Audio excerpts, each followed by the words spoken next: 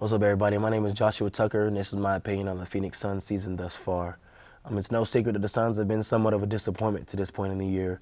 They're sitting at 11th in the West, 2.5 games back from 10th, which is owned by the Dallas Mavericks. They're 30 and 34 is their record, so 4 games behind 500.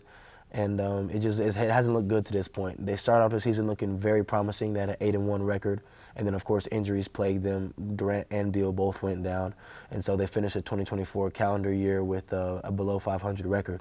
Since the start of the new year, they've tried to make a few adjustments in lineups. They actually moved Beal to a six-man role, which I thought he flourished in, and actually started to win a couple games and worked their way back to 500.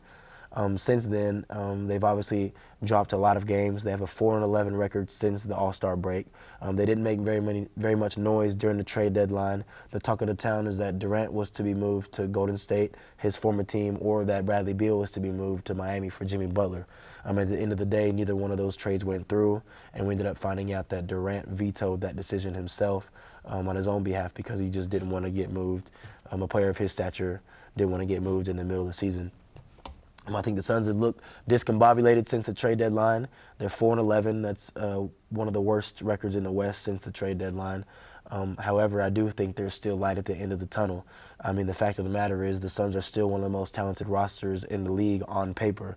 But will they be able to capitalize on their talent, or will they be another Brooklyn Nets Big Three disappointment situation? Well, that's what we're about to find out. The 10th seed is obviously attainable. Dallas has been injured, so I think they're going to lose a couple more games.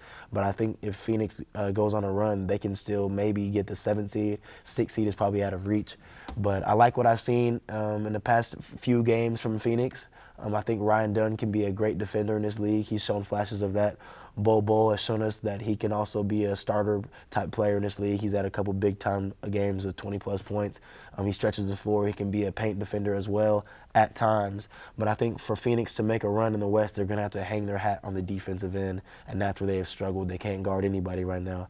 Grayson Allen is no scrub, of course, and I also like Tyus Jones with a backup facilitation role. I love Devin Booker at the 1 as well. I think he's better off facilitating for the team rather than going and trying to score 30. So the Suns I have a lot of hope for the Suns as a fan. I think they can make a push in the West. When you have Kevin Durant in a 7-game series, you have a chance against anybody. I don't care who you're playing.